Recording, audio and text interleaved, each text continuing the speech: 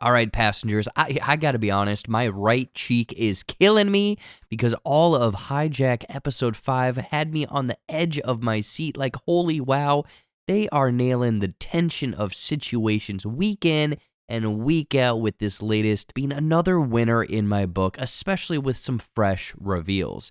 Either way, we are here to break down everything in this latest episode, so if you are new here, welcome to JBuck Airlines. Please like and subscribe to ensure your weekly ticket for each and every breakdown. Otherwise, thank you so much for clicking this. Please place those seat backs and tray tables in their full upright position as we descend into Episode 5 of HiJack.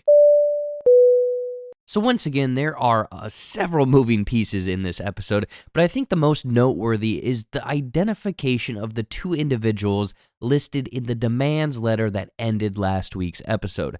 Last week, we had enhanced the demands letter. Enhance. And nailed it 100%. Good job, us. But the real question was, who the heck were Edgar Jansen and John Bailey Brown? Well, it turns out these two jabronis are the feared heads of an organized crime group called the Cheapside Firm, specializing in the international drug trade amongst other dealings, but were sentenced to 35 years in prison. Now, this network runs deep from the looks of it because they were able to intimidate all of the hijackers into this big old plan. Neela, more than likely Alec, and all of the cleaners, both in Dubai and in London, waiting for Sam to return, are employed under these fellas. Heck, maybe even some of these political persons are also on their payroll. Like, Neil, you seem a little wishy-fishy to me, buddy. Anyway, the whole debate amongst them is whether or not these hijackers and crime groups are serious about their demands. I mean, there's absolutely no way they're gonna take out everyone on the... Oh dear, no, do not check that email. Bodies in the shower, folks. Luckily, Neela's neighbors were some good neighbors calling in the sketchy behavior of the cleaner persons at their home, and the local police discovered the bodies of her family, and Abdullah. So not only does this mean that, yes, the cleaners are trying to, tie up any sort of loose ends like we had theorized, but also this group is for reals serious. So taking these demands seriously, even though they claim they do not negotiate with terrorists, it might actually be a good idea. I'm saying this next episode is going to have the secretaries okaying the release of these two prisoners against their best judgment. I know. It's absolutely crazy, but with the hard proof of them standing by their demands, it's a tough position for these officials. Release two highly influential corrupt men to save 216 people? I mean, I am no geologist, but those numbers, they kind of speak for themselves. Complete side note, but I thought that this QR code would scan and give us some hidden information, but it didn't work for me. So let me know in the comments if you were able to scan this thing and find out some juicy hijack secrets or, I don't know, something else. Just let me know. Now, boarding the plane, we discover with the help of Sam that Lewis and Stuart are in fact brothers. You didn't see that coming?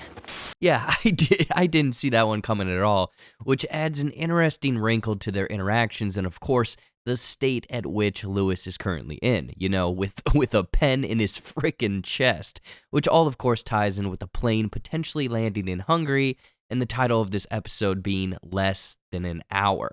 The Doctor and Sam claim that he only has an hour to live and landing in Hungary is the only way to ensure his survival. Obviously a lie, but Stuart, already shook with the death of one passenger, is having his emotions run the show rather than logic. Because really, do you think a commercial airliner currently hijacked is going to be allowed to land and then just, boop, take back off like it's nothing? Da-da-da-da-da, patch my man up and pew! I mean, it is a genius plan from Sam and Anna noticing the Hungarian flag on her pendant and using Hungarian to speak code with the ground air traffic controllers. But the whole rescue plan really falls through because of Lewis's selfless act of pulling the pen from his chest, making the landing in Hungary essentially pointless. The reason so is because Terry reveals if there's any sort of hiccups amongst the hijacking that weren't laid out by the original plan, the hijackers, their friends, and family are in trouble, aka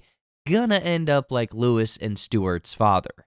He's dead. Their mother knew how brutal this group can be, therefore taking her own life once the detectives came sniffing around for clues, and also makes sense why Sam and his family are now a target too.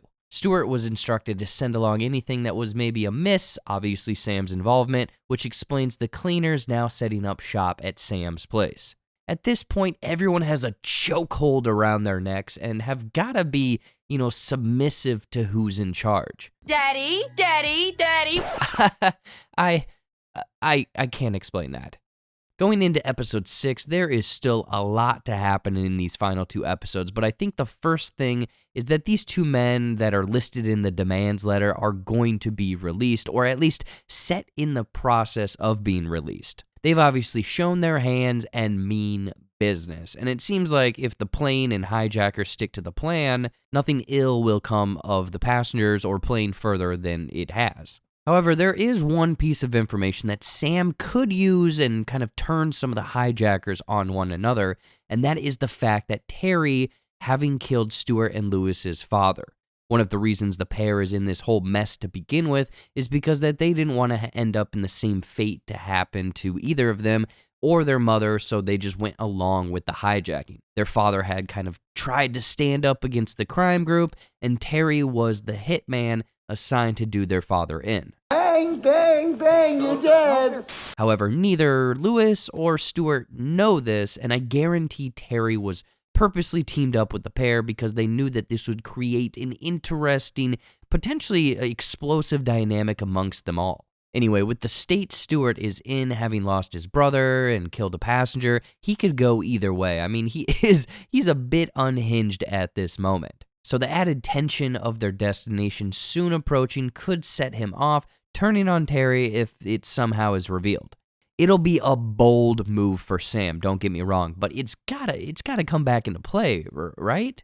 The other thing are the cleaners now at Sam's place. We had theorized that last week, yes, the cleaners would be in a situation with both Marsha and Kai, but I'm a big old dum-dum and forgot that the pair do not live together because they are divorced. And Kai going the opposite way down the street in episode 3 was him actually going to his father's. So even though the end of this episode makes it appear Kai was hiding under the bed only to be found, it seems way too obvious.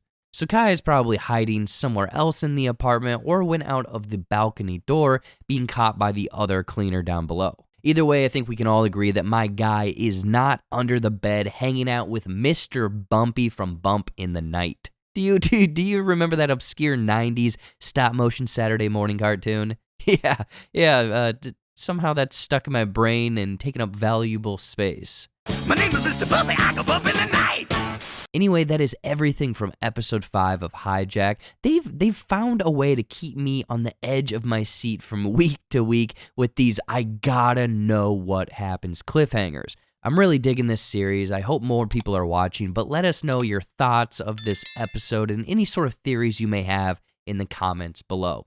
Also, giveaway competitions have started up, as we'll be giving away 2 copies of Guardians of the Galaxy Volume 3 on the 15th of August, and all you gotta do to get a chance of winning these suckers is like the video, make sure to subscribe with notifications on, and drop a comment below with your thoughts on HiJack Episode 5. We'll pick the comments at random on the 15th of next month, and the winner will be revealed on screen then. Thank you again for watching through all of this. All of the support for these breakdowns is absolutely amazing. I cannot thank you enough. And of course, we'll be back next week with our second to last episode, episode 6. And if you haven't, please check out all of my other social media accounts for my Shorts and Clips YouTube channel, TikTok, Instagram, Facebook, everything. Please and thank you. Otherwise, that is everything I've got for you. Much love, stay tuned, and peace out. Dudes, keep those seatbelts buckled.